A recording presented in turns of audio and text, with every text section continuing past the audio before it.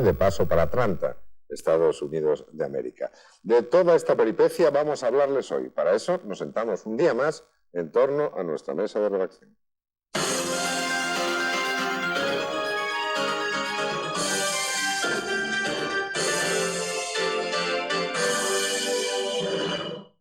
La huida de la hija de Castro ocurrió el 19 de diciembre pasado, pero nosotros nos enteramos cuando Alina ya no corría ningún peligro, el 22 del mismo mes. Desde ese día, para muchos, y aunque exageradamente, Alina Castro se convirtió en la sombra cubana de Svetlana Stalin, la hija del dictador soviético, que huyó también a Occidente para instalarse en los Estados Unidos. Por eso es perenne noticia Alina Castro, además de que la semana pasada tuvieron lugar en La Habana unas conversaciones entre el exilio, o parte de él, y el régimen castrista. De todo eso... Tenía una responsabilidad con mi hija, y era sacarla, tratar de sacarla a ella. Bueno, mi hija es mi gran responsabilidad, me imagino cómo se sientan ustedes con sus hijos también. Y la situación estaba tan deteriorada a estas alturas que ella tuvo que dejar la escuela. O sea, con 15 años dejar la escuela a una niña es como quitarle el futuro. Y tuve oportunidades o proposiciones de irme mucho antes y no lo había hecho, pero creo que lo que me hizo saber que ella estaba en un momento muy crítico fue el hecho de que ella tuviera que abandonar la escuela. Y lo hizo porque los maestros no están asistiendo a las escuelas y porque además para ella, que eran 16 kilómetros diarios en una bicicleta, era un riesgo de vida, porque en Cuba se está matando a los niños, a los adolescentes, a gente de cualquier edad, por robar una bicicleta. Que a todas estas es un modelo que los ingleses le vendieron a los chinos después de la Segunda Guerra. Y bueno, ahora los chinos se los regalan o lo negocian con Cuba. Pues cuando usted salió de Cuba tenía la certeza de que a su hija le iban a dejar salir también. Claro. Sí y no, pero lo hice con esa esperanza. ¿Con esa esperanza o tenía algún dato que...? No tenía ningún dato, tenía solamente los conocimientos de cómo funcionan las autoridades según ciertas presiones. En todo caso, Alina, da la impresión de que usted huyó de Cuba con bastante facilidad. Es decir, que a usted le ayudaron gentes de dentro, probablemente dentro del régimen también, de fuera del régimen y de fuera de Cuba, gentes españolas. ¿Nos puede usted contar un poco cómo fue todo aquello? ¿Quiénes le ayudaron? Hasta donde pueda contárnoslo, claro, no pensamos aquí que revele ninguna indiscreción. No, pero me gustaría aclarar, dentro del régimen no me ayudó nadie. Me ayudaron, en efecto, dentro de Cuba 3 españolas que estaban viajando como turistas.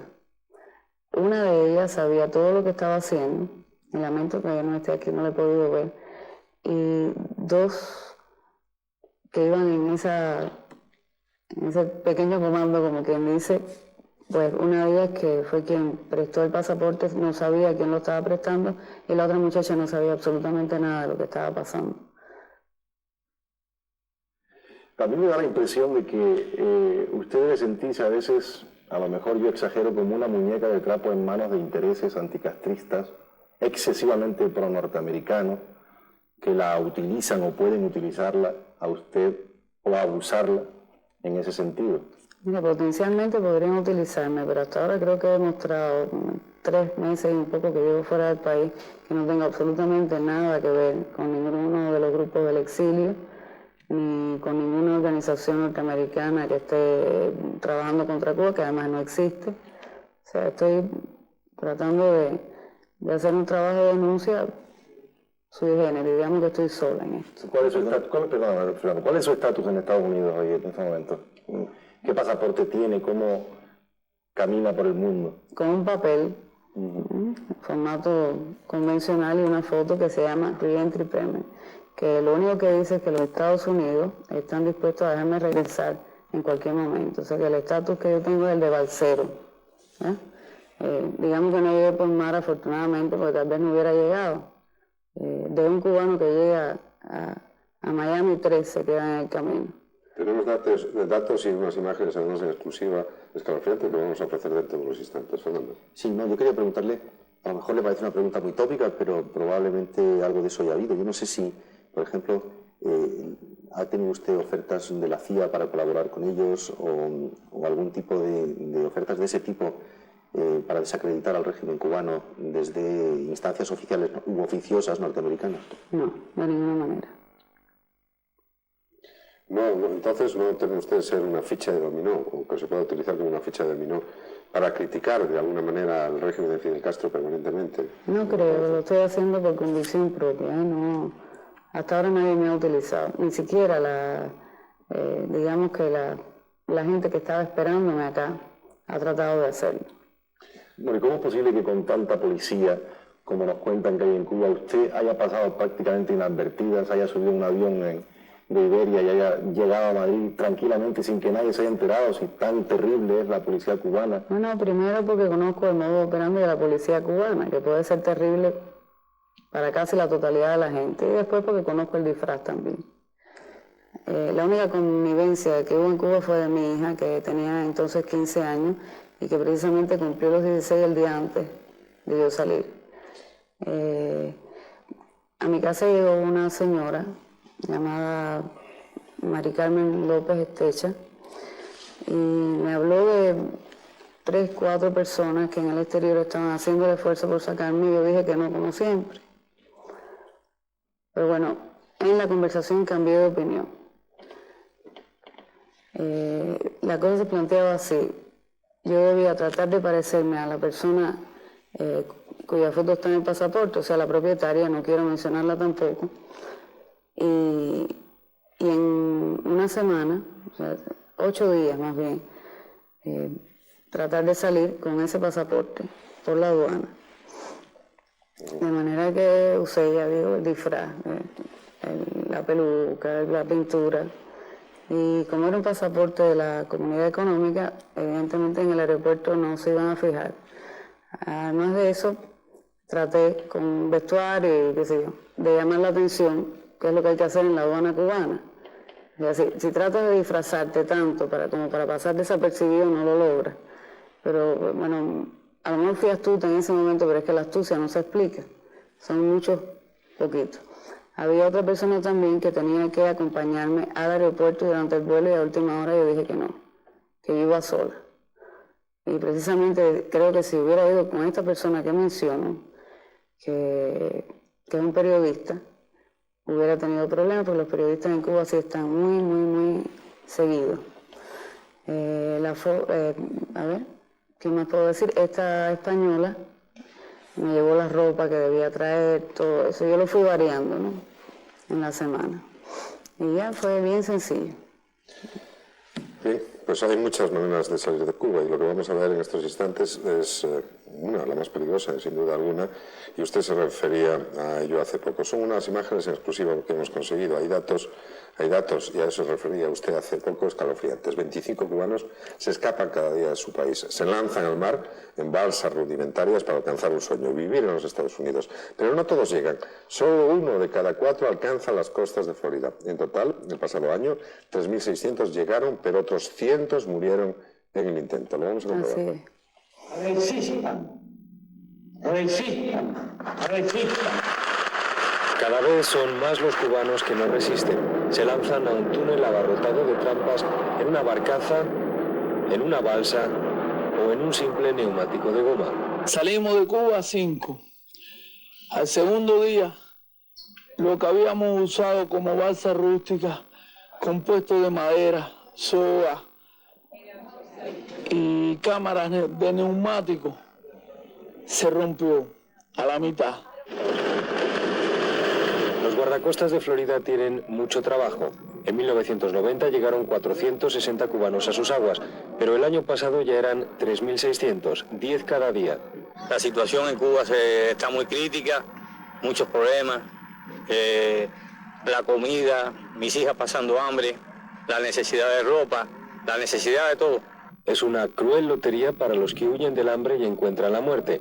Al final de los 170 kilómetros que tienen de trayecto de costa a costa, no es raro encontrar balsas vacías. 1 de cada 4 o 1 de cada 3 se supone que llegue, el resto o bien son capturados, ya sea en el intento de salida o en la costa, o mueren en el intento. Existen casos de algún que otro delincuente obligado a embarcar a la fuerza desde Cuba con un poco de pan y leche condensada. Un funcionario de prisiones le dijo a uno de ellos: siga la estrella polar. Llegan exhaustos y deshidratados después de hacer 1000 equilibrios sobre un mar frecuentado por tiburones que no perdona a los incautos, todo por olvidar esta imagen. ¿Qué hacemos hoy? Sino defender esos 35 años. Si Estados Unidos fuera capaz de preguntarle a Fidel si él está en condiciones de dejar que todo el que pueda nadar 20 millas salga sin cámara, se queda vacío. Atrás queda la revolución y la fuerza que la sustenta. 1 millón de cubanos exiliados al otro lado de la costa llama a nuevos aventureros cada día. ¿Qué siente al oír a Fidel Castro desde aquí? No me da tiempo para hablar porque es duro, ¿eh? Creo que está repitiendo el mismo discurso desde hace 35 años. Resistir y resistir y resistir. Muchas justificaciones para que la gente no entienda que la única resistencia que hay que hacer es la del derecho a la libertad y a la democracia. La situación allí es desesperada, por lo que hemos visto con las imágenes, para que la gente se lance al mar en balsas. Más gráfico todavía es que el tránsito naviero por el estrecho de la Florida está casi impedido por todas las balsas de gente que ni siquiera llega. O sea, esta proporción de 3-1 que llega o de 4-1 que llega, no sabemos si es verdad o es mentira, porque eso no tiene control. El gobierno no da estadísticas. Y bueno, si llega uno, ellos tienen que salir diariamente con una flotilla de helicópteros a hundir las balsas con bloques de cemento, porque está impidiendo el tráfico naviero por el estrecho. Así es de grave la situación. Y dígame una cosa, si es tan grave que usted se haya escapado como hija de Fidel Castro y todo lo que representa esa publicidad contra el sistema una vez que usted está fuera, ¿cómo interpreta usted la voluntad de Fidel Castro por dejar tan magnánimamente, lo digo con ironía naturalmente, salir a su propia hija, a su hija, después de que usted se hubiera escapado clandestinamente, claro? En eso te digo que hay momentos en la vida en que uno se pone muy astuto. Y no es una cualidad que me guste, siempre y cuando esté bien utilizada es aceptable. Y eso fue lo que pasó. Eso y las circunstancias, desde luego. Probablemente si yo me hubiera escapado 5 años antes no hubiera logrado sacar a mi hija. Pero en este momento era mucho más fácil, porque casi la atención está centrada en Cuba por todo esto que está pasando. Y desde luego por la demagogia del gobierno, ¿no? ¿Y por qué no quiere Fidel, o no quería Fidel, que se supiese inicialmente, digo, que usted era hija suya? Eso tiene que preguntárselo a él. Da la impresión a lo mejor que Fidel Castro ha permitido su salida del país y la salida de su hija del país para salvarles de alguna manera. Después de la caída del régimen, me refiero. No lo creo, ¿eh? No creo que haya sido un gesto de generosidad de Fidel Castro dejarme salir de Cuba realmente. Eso para contestar la segunda pregunta. Para contestar la primera, hay tantos años de vigilancia que uno aprende a burlarla. Pero la hija de Fidel Castro me imagino que estaría especialmente vigilada. Bueno, especialmente burlé la vigilancia. Es la única vez en la vida que he tomado muchísimas precauciones. Pero déjeme que le diga de todas maneras que resulta difícil de creer. No es que yo me ponga en el plan de abogado del diablo, ni mucho menos, pero es una pregunta que se hace mucha gente, ¿no? Resulta muy difícil de creer que en un régimen tan súper vigilado como es el cubano en estos momentos, pues usted pudiese emprender la huida sin que hubiese, digamos, una relajación de la vigilancia, por decirlo de una manera suave. Bueno, digamos que yo me escapé un domingo y que hasta la policía descansa los domingos. Y en todo caso, ¿cuáles son las relaciones en estos momentos con Nati y Revuelta? No existen porque es muy difícil llamar desde los Estados Unidos. O sea, a Cuba, los cubanos que quieren llamar, llaman a través de países interpuestos, de México o de Canadá. Y para eso hace falta mucho dinero y desde luego esto es un negocio que no es ni de los mexicanos ni de los canadienses, es el gobierno cubano, que no permite la llamada directa a los Estados Unidos porque pretende que los Estados Unidos le debe, creo que algo así como 1 o 2 millones de dólares por cuenta de llamada. En fin, es una manera de interrumpir la comunicación familiar. ¿Existe algún tipo de relación entre su madre y Fidel Castro? ¿Me habla de relación personal o de relación ideológica? Relación personal o ideológica. Creo que a raíz de mi salida estuvieron conversando, pero realmente ni sé de qué ni me importa. Bien, vamos a seguir ahora mismo con esta conversación con Lina Fernández, la hija no reconocida de Fidel Castro. Será de todas maneras dentro de unos segundos. Ahora hacemos una pequeña pausa para la publicidad.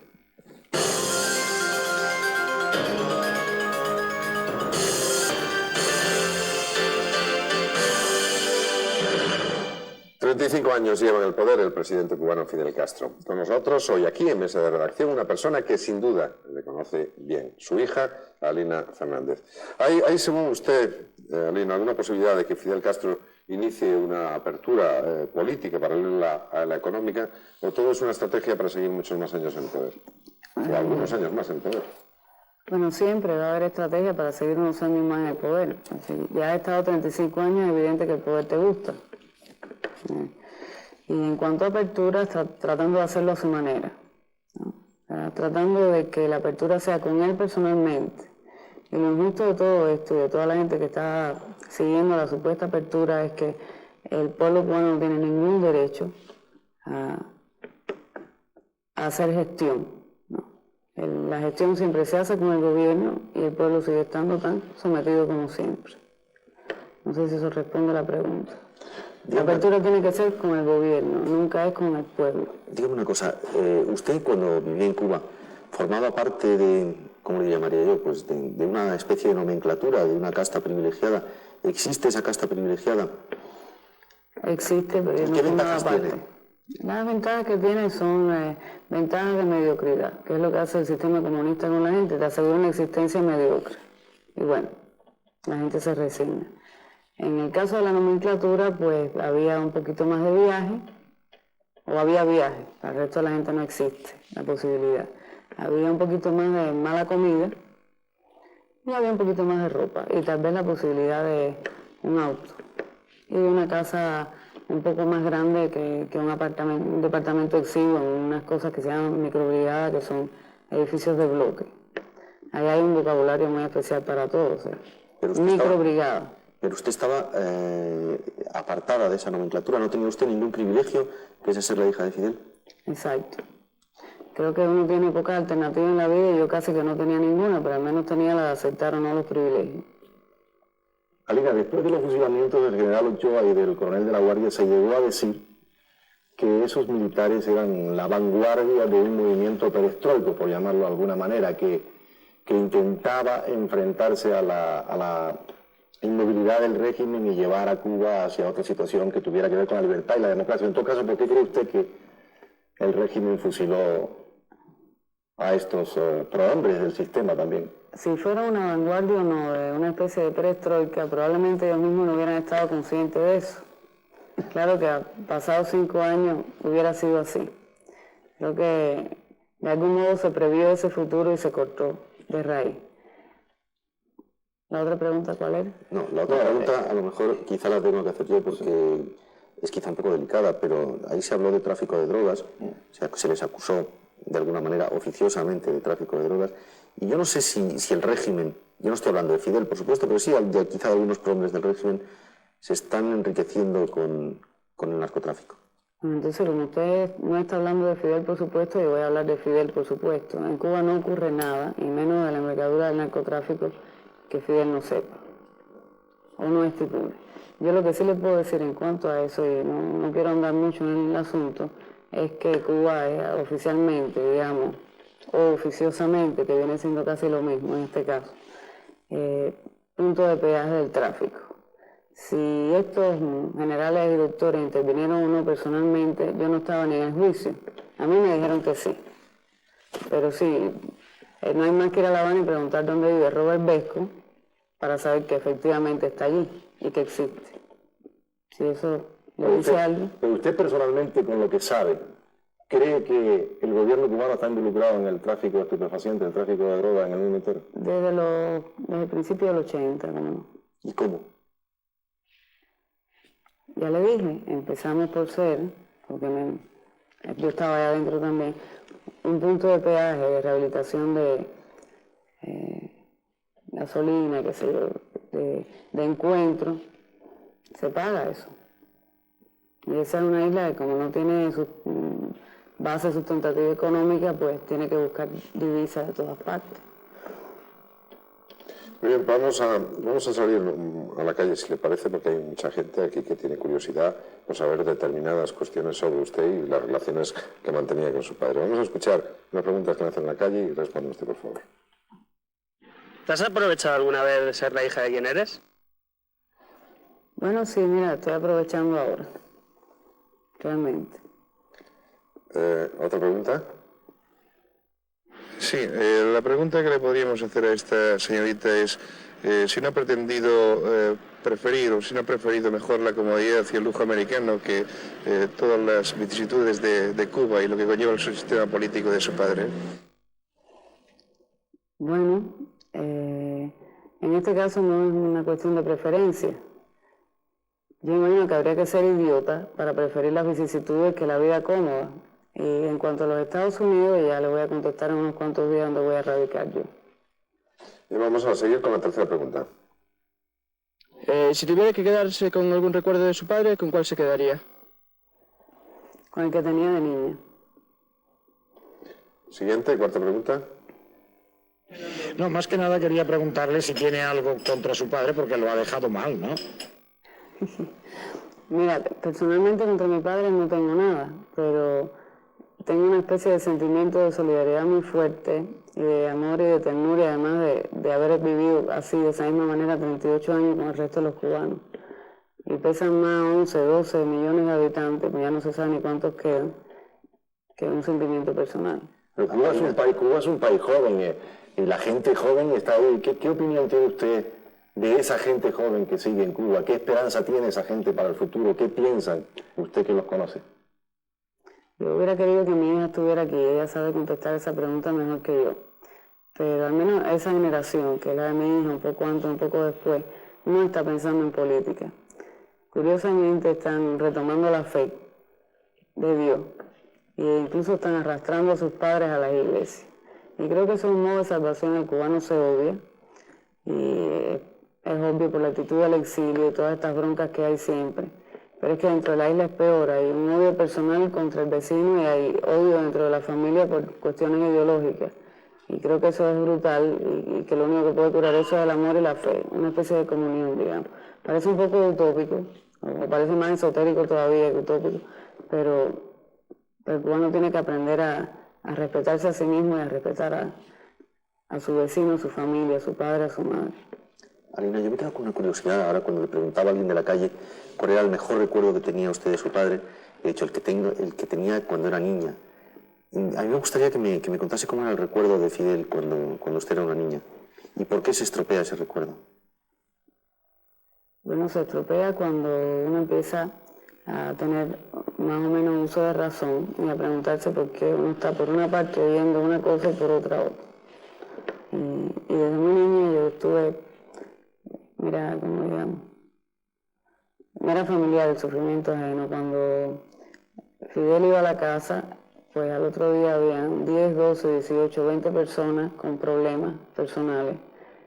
Y como la más vulnerable, la más accesible era yo, pues contaban conmigo para que hiciera llegar estas peticiones al comandante.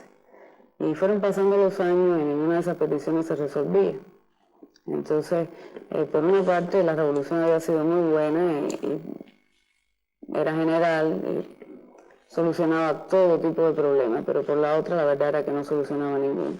Pero era mejor el Fidel de 1959, 60, 61 o 64 que el Fidel de 1984, 85, 90, 92. ¿Era realmente mejor persona? ¿Era un hombre distinto? ¿Era un hombre más humano? Mira, eso yo no te lo puedo contestar. Lo que hace la diferencia es la permanencia en el poder.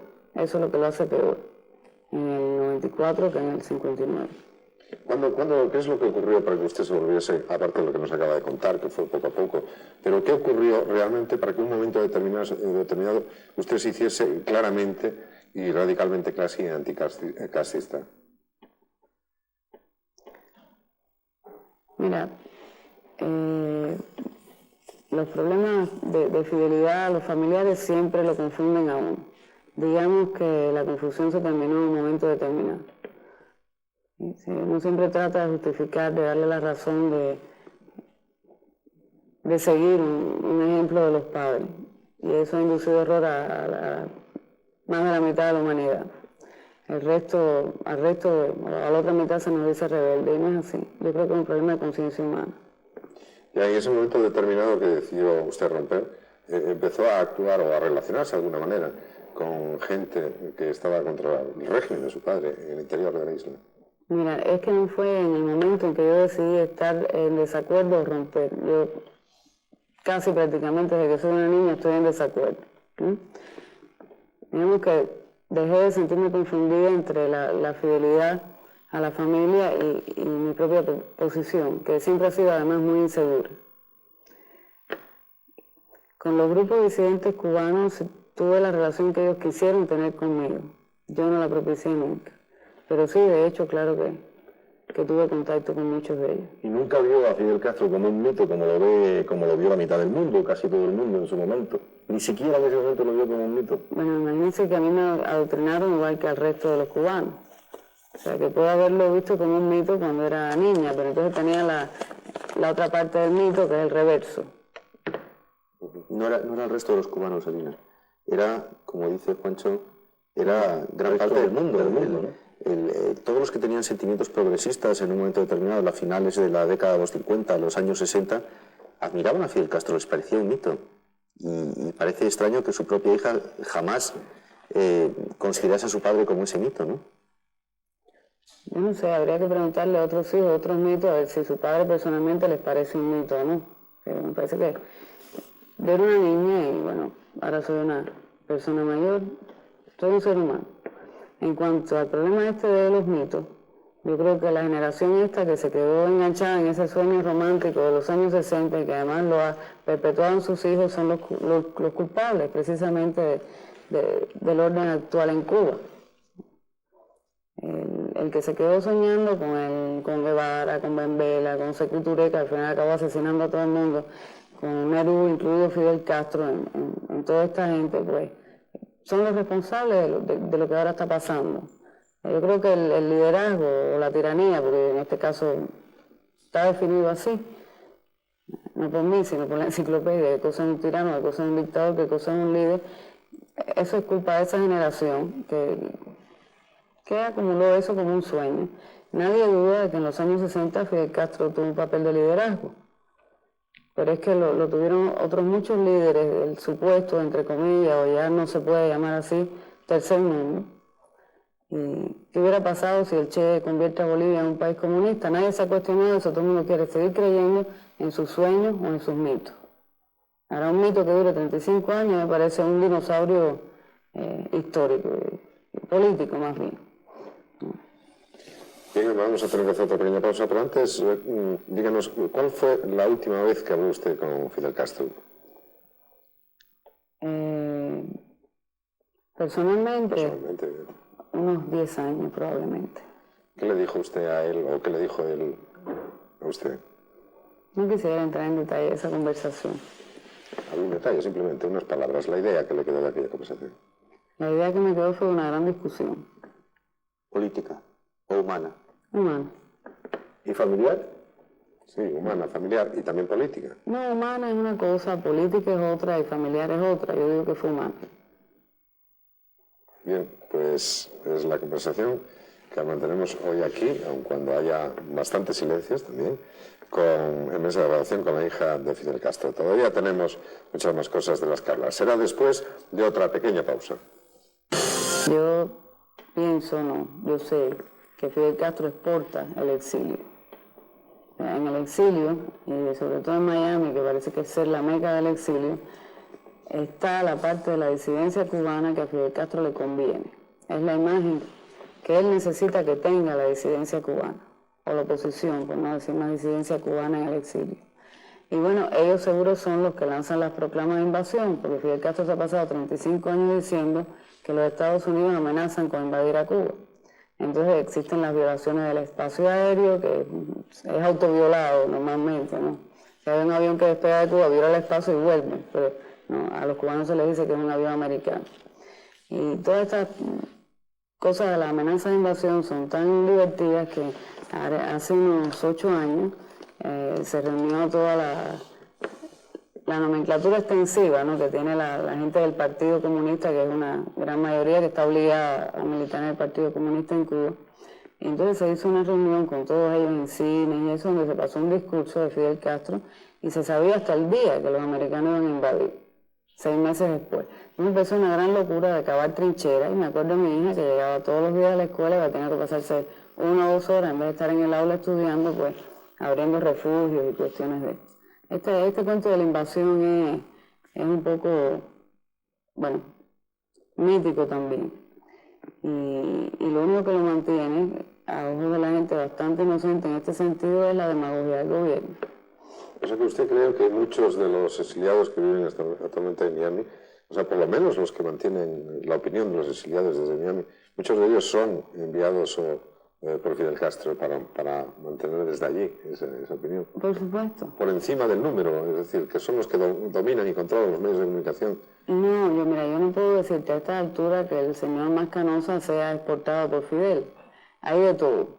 Pero estos que realmente hablan de cuestiones histriónicas, como las amenazas de invasión y toda esta historia, sí, son la imagen del exilio. Y bueno, eso no es lo peor que se muestra del cubano en el exilio. Yo otra cosa que te puedo asegurar es que los verdaderos disidentes de peso político están en la cárcel. Eso no hay quien los vea. Y hay una supuesta cantidad, supuesta siempre, de alrededor de 30.000 presos políticos en este momento en las cárceles de Cuba. Bien, vamos a seguir por ahí en la conversación, pero antes vamos a ver un vídeo para saber lo que opinan del final del régimen cubano algunos expertos. Vamos a escucharlos.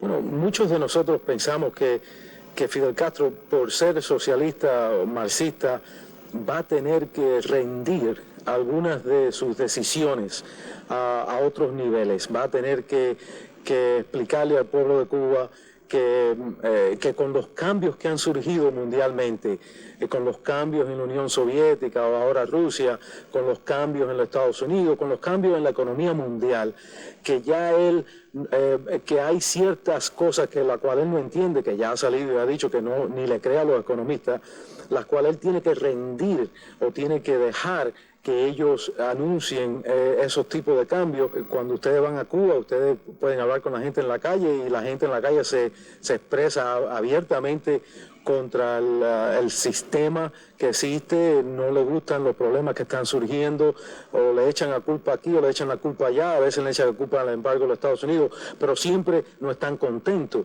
Pues un pueblo de 11 millones de habitantes, cuando llega un punto que ya están harto de los problemas, puede naturalmente surgir una agresión que puede explotar espontáneamente. Pueden ocurrir muchas cosas. Puede ocurrir desde un golpe militar y un consecuente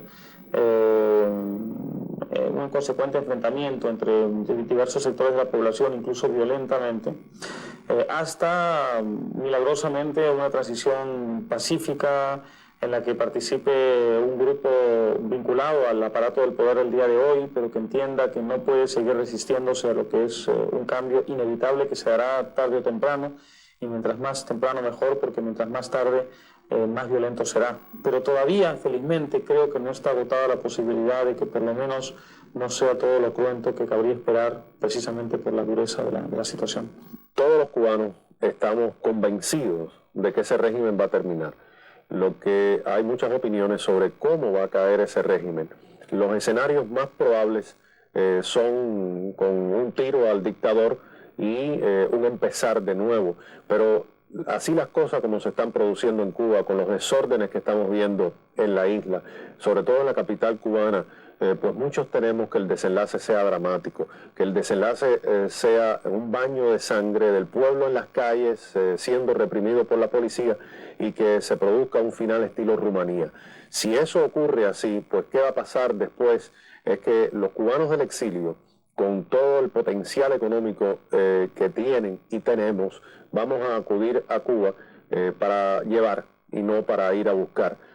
Hay planes incluso en el exilio cubano para invertir centenares de millones de dólares, propiedad de exilados cubanos, para llevar naves completas aéreas y marítimas de alimentos y medicina, y eso ya está programado y preparado. ¿Y qué opina? ¿Puede terminar el régimen con baño de sangre o por el contrario usted cree que puede haber una transición pacífica? Mira, la transición pacífica es lo que está tratando de asegurar el régimen, pero eso a mí no me da ninguna esperanza. Yo creo que si hay una transición pacífica, así tan pacífica, ya no lo es, porque el asunto de la represión en Cuba es espantoso. al final lo que va a pasar es que, como siempre, se habrá imitado algún modelo y en Cuba se está imitando el modelo ruso.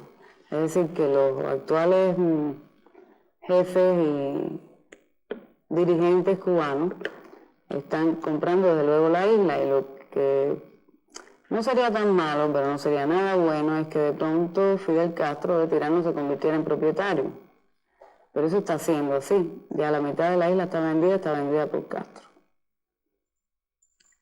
Esto es difícil de entender, pero como en la ex Unión Soviética ya está demostrado, pues no hay más que mirar el proceso allí, lo que pasó. O sea, de dirigente a propietario, lo único que hay que hacer es esperar a que haya una transición pacífica.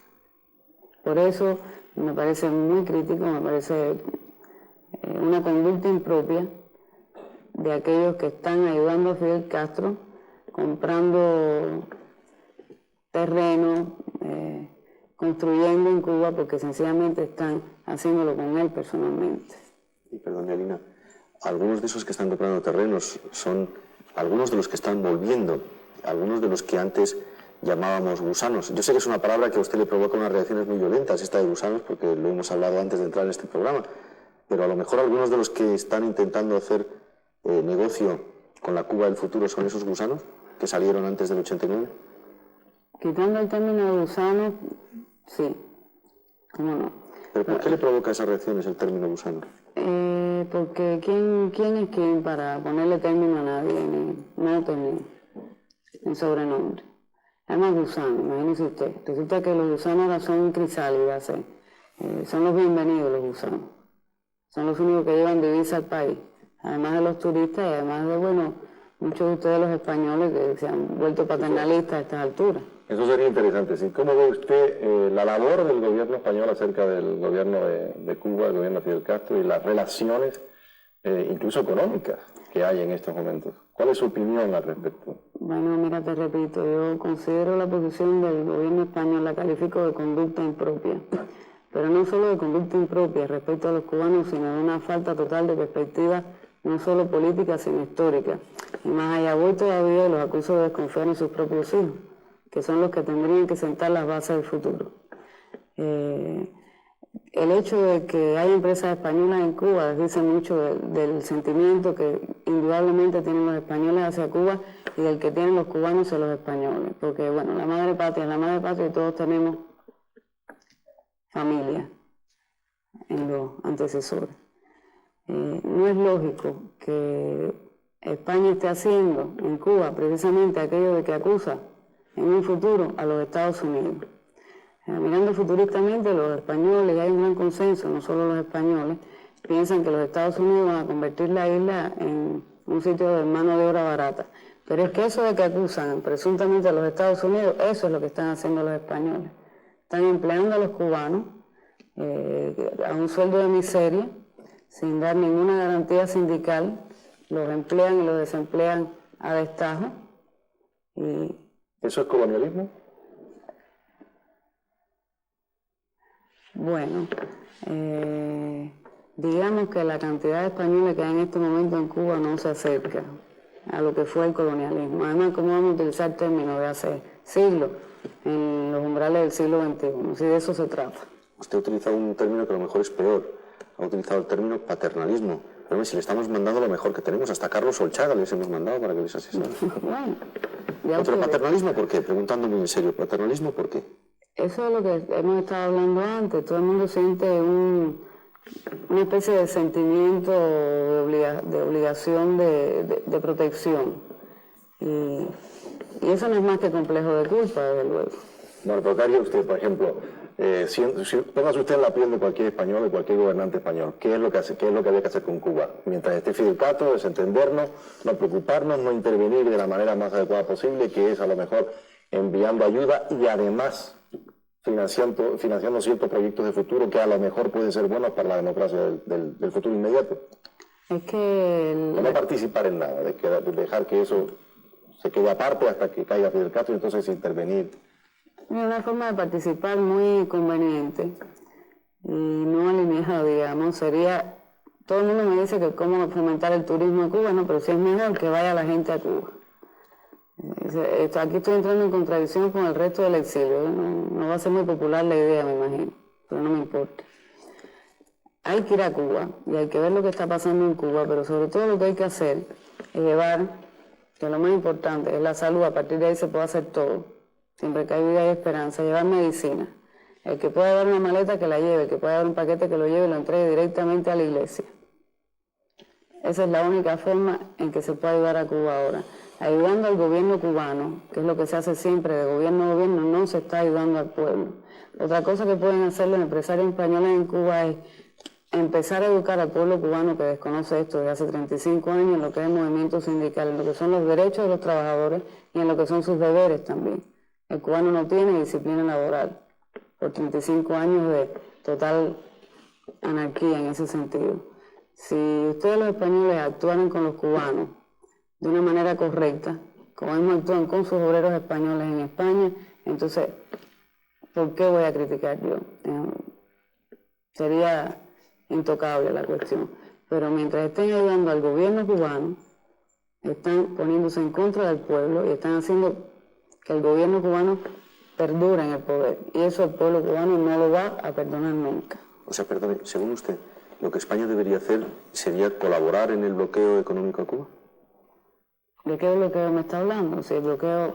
Llámele usted embargo, bloqueo... El bloqueo que se mantiene desde hace 30 aislamiento, años. Llámale usted como quiera. Usted sabe perfectamente de qué estoy hablando. El bloqueo ese que no ha conseguido tampoco acabar con el régimen de Fidel Castro en los últimos 35 años. ¿Cómo define usted la palabra bloqueo o la aplicación de la palabra bloqueo? Explíqueme. Impedir la llegada de suministros, dificultar la llegada de barcos, boicotear el comercio exterior, tanto de exportaciones como de importaciones. Yo defino la palabra bloqueo exactamente igual que usted. No entiendo por qué ahora me pide explicaciones sobre la palabra bloqueo. Es una palabra universalmente aceptada, ¿no? Sí, exactamente, ese es el problema. Lo que se acepta universalmente es la palabra. Ahora la situación real se desconoce. Usted va a Cuba y entra, siempre que vaya con dólares, entra a cualquier lugar y se va a encontrar que hay de todo. El mejor perfume, la mejor comida, la mejor ropa. Usted lo encuentra todo en Cuba, todo. Además, la situación crítica del gobierno cubano viene desde que cae la Unión Soviética. Ahora siempre en Cuba se vivió muy bien. Pero vamos a ver, antes de entrar en disquisiciones semánticas, doña Lina, yo le preguntaba, ¿usted cree que España, según lo que se desprende de lo que usted dice, ¿usted cree que España debería apoyar la postura norteamericana de bloqueo? Ya no me atrevo a pronunciar la palabra porque a lo mejor usted me riñe otra vez, pero... No se atreva porque no existe. Ya como dice usted, en vez de entrar en disquisiciones semánticas, es que se trata de semántica. O sea que Estados Unidos comercia claramente y directamente con Cuba. Digamos que si no lo hace directamente, lo hace por persona intermedia.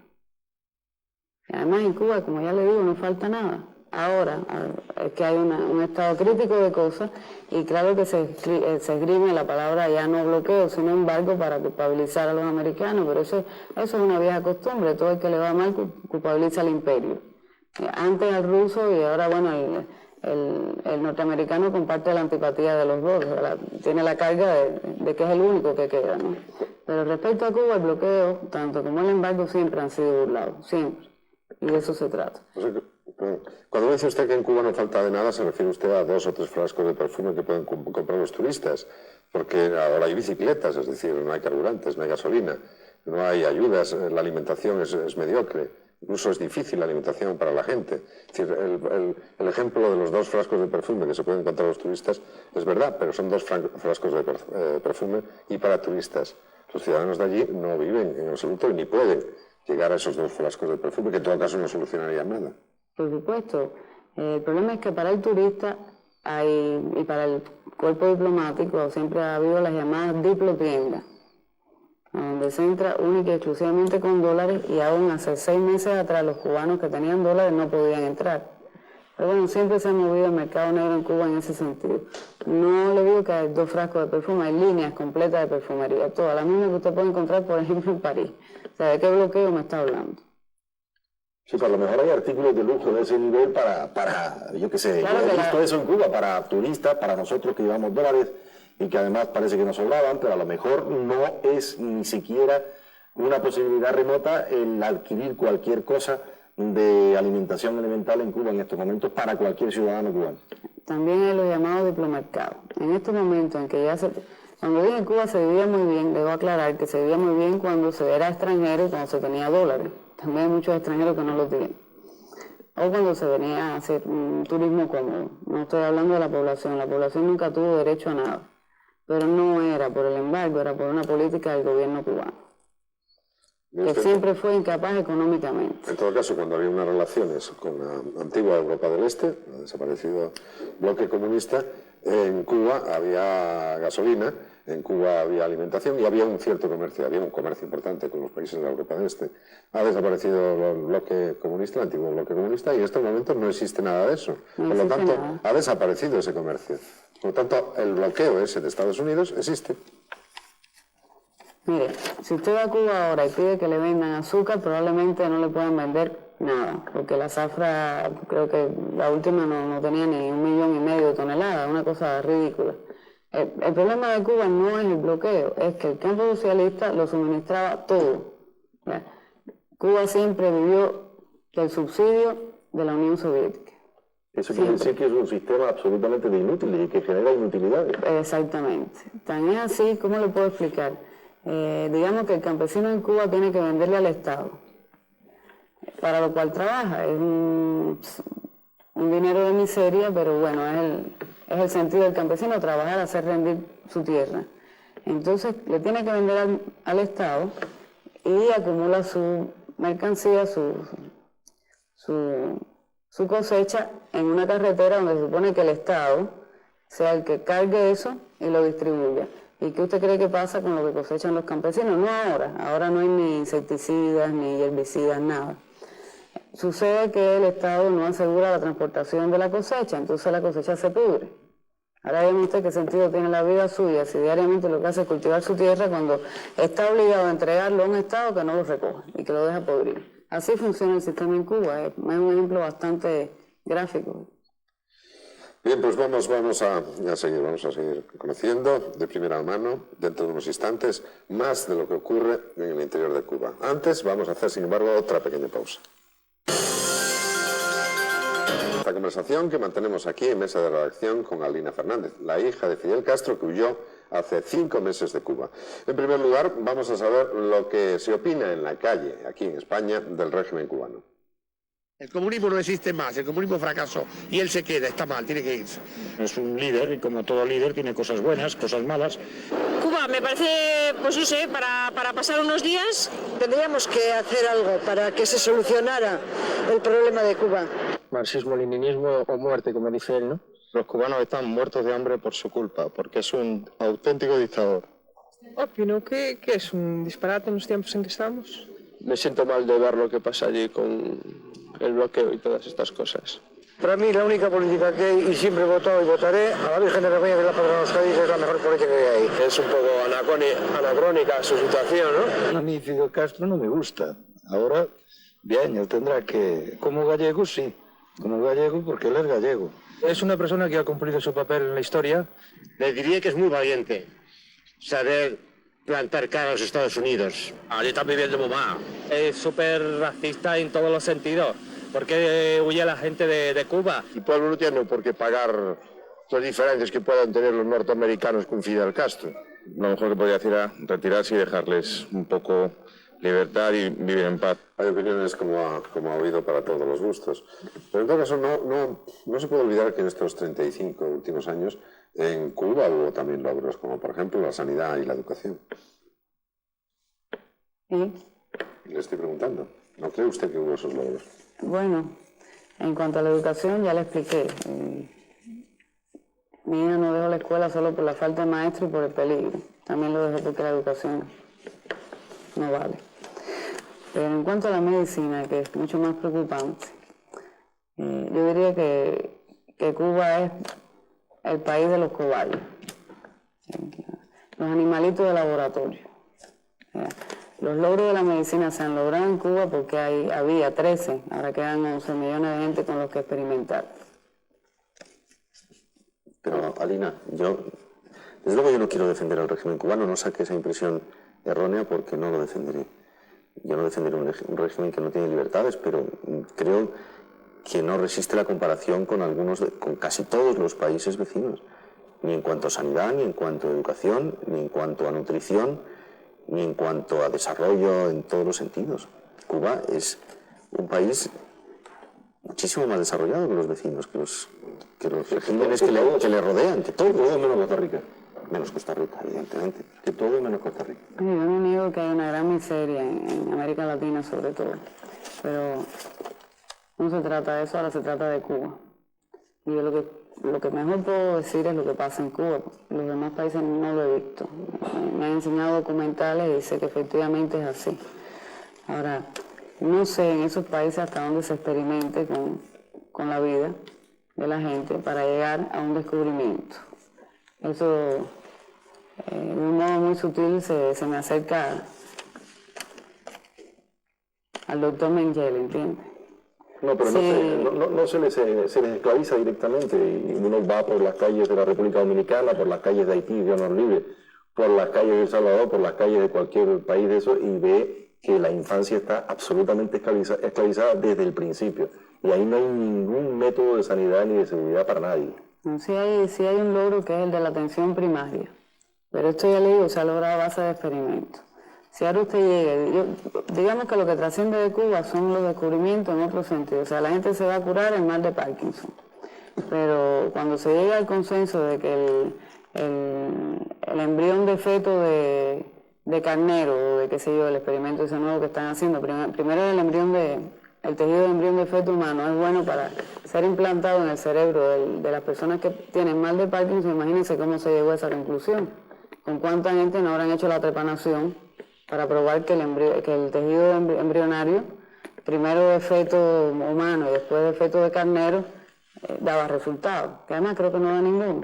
No, señor, yo en esa discusión desde luego no quiero entrar porque la desconozco por completo. Pero yo sí, señor, porque yo tuve que dejar la carrera de medicina a la mitad y sé de qué se trata. ¿Sí? ¿Usted tiene pruebas de eso que está diciendo? Digamos que sí, pero son pruebas como esta, es lo que puedo decir. No tengo papeles ni fotografías. Aquí se hizo famosa una pregunta que hizo Santiago Carrillo, creo recordar. Se preguntaba, ¿después de Franco qué? ¿Después de Fidel qué? Esperemos que libertad y democracia, sin ningún modelo anterior, sino como debe ser en el futuro. Hay una cosa muy importante que va a pasar este año y es una cumbre de niños de todos los países del mundo, de niños entre 12 y 17 años, para que ellos decidan sobre sus derechos y también sobre sus deberes. A lo mejor de ahí sale algo nuevo. Bien, pues hasta aquí nuestra redacción, hoy dedicada a Lina Fernández, la hija de Fidel Castro, que hace 5 meses huyó de Cuba. Muchas gracias por su presencia en directo, aquí en Mesa de Redacción, y muy buena suerte en su nueva vida en Estados Unidos, de momento. A todos ustedes, recuerden que Mesa de Redacción volverá la próxima semana con nuevos protagonistas y nuevas sorpresas. Gracias por su atención.